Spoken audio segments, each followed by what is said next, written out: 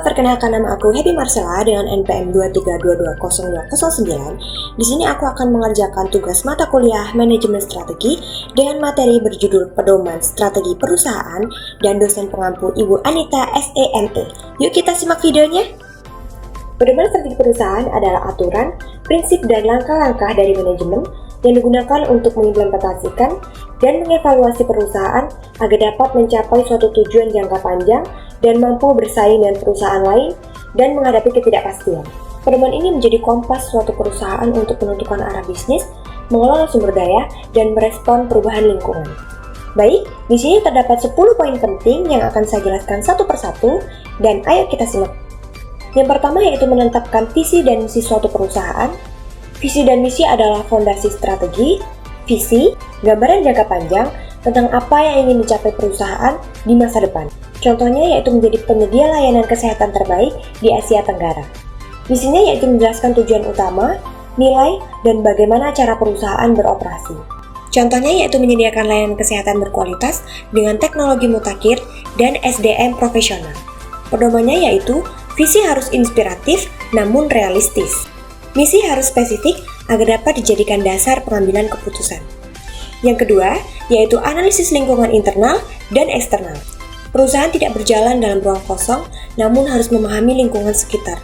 Analisis eksternal untuk melihat peluang dan ancaman, yaitu politik, ekonomi, sosial budaya, teknologi, lingkungan, dan hukum. Analisis industri, yaitu yang pertama, ancaman pendatang baru. Yang kedua, kekuatan pemasok. Yang ketiga, kekuatan pembeli. Yang keempat, ancaman produk substitusi. Dan yang kelima, persaingan antar perusahaan. Kemudian ada analisis internal untuk melihat kekuatan dan kelemahan dan menggunakan alat yaitu FRIO atau yaitu Value, Reality, Integrity, dan Organization. Analisis sumber daya SDM, keuangan, teknologi, dan merek. Pedoman harus berbasis fakta, bukan asumsi. Dan hasil analisis digunakan untuk merumuskan strategi. Yang ketiga, yaitu ada perumusan strategi atau strategi formulation. Setelah analisis, perusahaan merumuskan pilihan strategi yang diambil. 3. Level strategi, yaitu yang pertama ada strategi korporat, menentukan di bisnis apa perusahaan akan beroperasi. Pilihannya yaitu ada diversifikasi, integrasi vertikal, aliansi strategis, merger, dan akuisisi. Yang kedua yaitu ada strategi bisnis, menentukan cara bersaing dalam satu unit bisnis. Contoh strategi Porter yaitu ada diversifikasi, kepemimpinan biaya atau cost leadership, fokus. Yang ketiga ada strategi fungsional, bagaimana fungsi-fungsi mendukung strategi bisnis dengan strategi pemasaran, strategi operasi, strategi keuangan, dan strategi R&D. Pedomannya, pilihan strategi harus konsisten dan harus dengan visi dan kondisi perusahaan.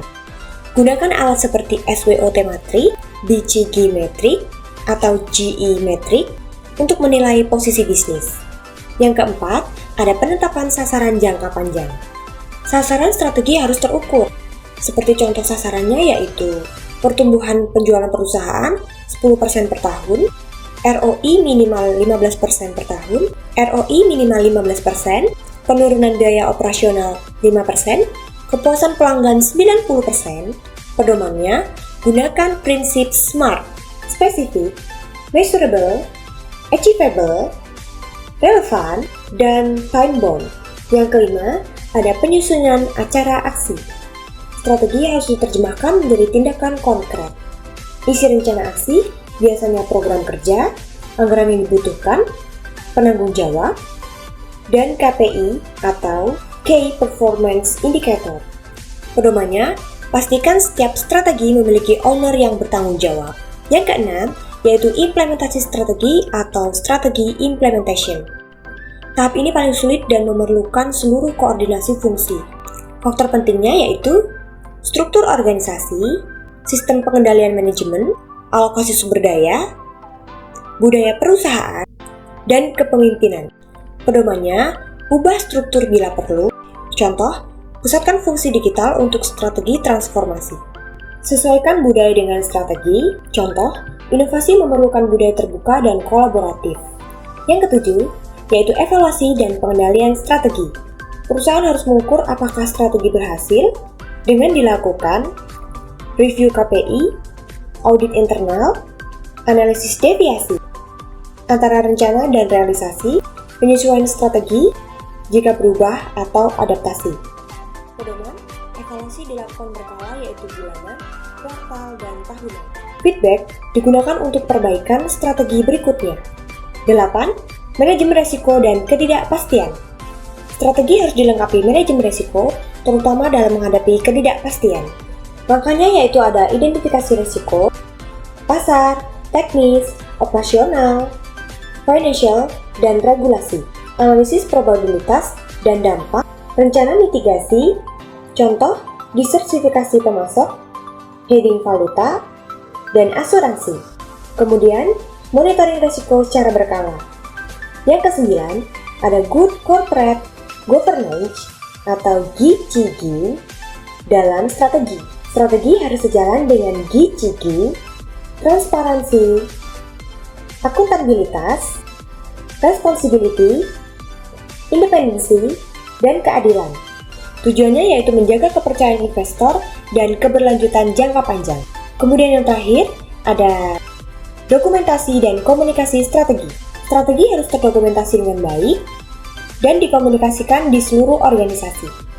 Dokumen yang umum ada Corporate Strategy Plan atau 5 tahun, Annual Operating Plan atau 1 tahun, budget tahunan, KPI per divisi, kemudian komunikasi ada Town Hall Meeting, workshop, manual, dan anernet. Kemudian ada ringkasan singkat pedoman strategi perusahaan yaitu yang pertama ada visi misi, menentukan arah jangka panjang, yang kedua ada analisis lingkungan, menilai peluang, ancaman, kekuatan, dan kelemahan, yang ketiga ada perumusan strategi, menentukan strategi level korporat, bisnis, dan fungsional, yang keempat ada sasaran strategis, menetapkan target terukur, yang kelima ada rencana aksi, menyusun program, anggaran, dan KPI, yang keenam ada implementasi, melaksanakan strategi dalam organisasi,